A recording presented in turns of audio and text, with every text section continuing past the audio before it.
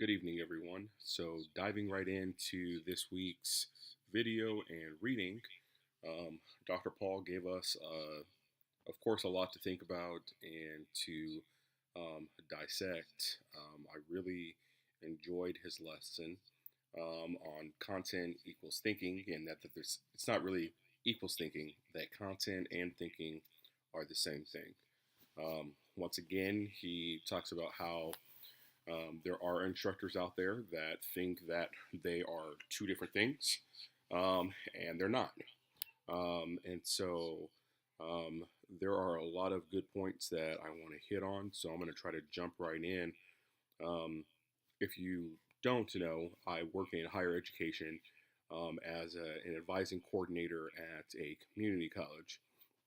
And one of the big things that we've been focusing on lately is trying to have our students take ownership of their learning. And so this week, it really hit on the head with me when Dr. Paul said that they need to take charge of their thinking and upgrade it continually.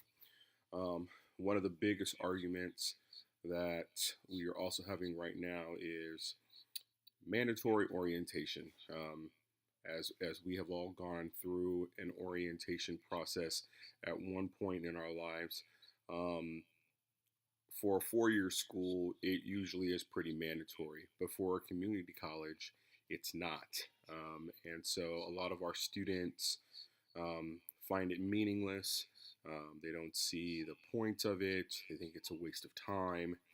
And as we know, orientation gives you a lot of information. It actually gives you a lot of content and requires a lot of critical thinking.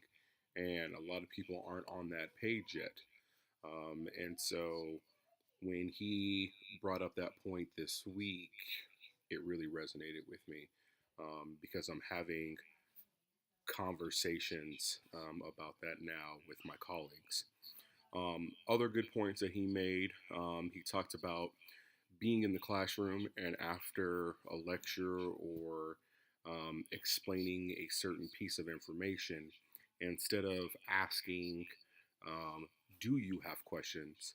He talks about asking, what are your questions? Um, because that's how it should be. We shouldn't we should naturally assume that there are going to be questions. So why put doubt in the students' minds that there are questions? And hopefully, this will give them the confidence to ask questions instead of sitting there waiting for someone else to ask questions. The last good point that he made that I liked um, was that by finding your weakness, most people think that finding your own weakness is a sign of weakness, but it's really a sign of strength. Um, I've interviewed hundreds of people and I've been interviewed, and one of the questions that most people don't know how to get past is, what are your strengths and what are your weakness? And for most people, that's like, oh, I hate that question. And I love that question because it allows you to tell an individual or a group of individuals about yourself. And knowing your own weakness um, is a sign of strength because that helps you to know how to continually think, continually improve, and continually grow as an individual. And so that statement was beautiful for me. Going into the reading, on page 276, it talks about how to obtain useful information from propaganda and standard news stories.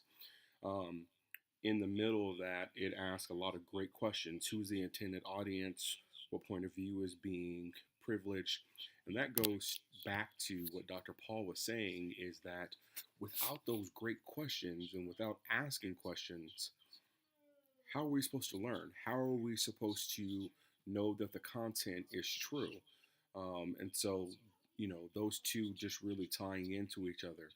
The other big point that I made, just want to say in this chapter, and maybe this is just my perspective, but the chapter focused a lot about how there's a lot of um, fake news, and there's a lot of negative in the media and in journalism, and that the reader, that journalists don't necessarily want to attract good readers, and it was just a lot of negative for me.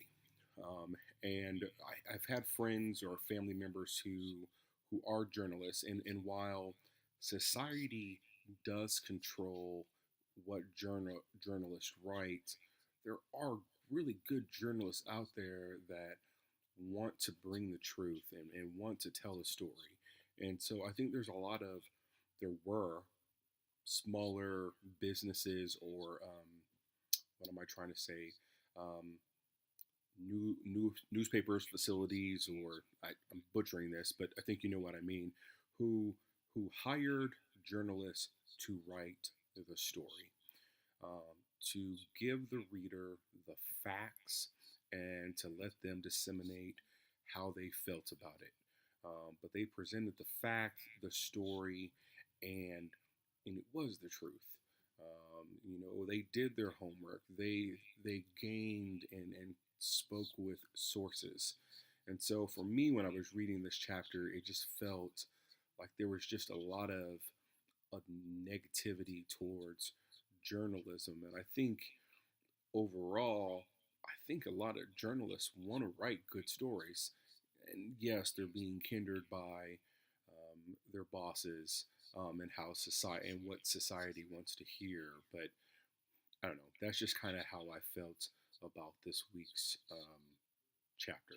So I hope you guys have a great week, and onward we go to completion. Take care.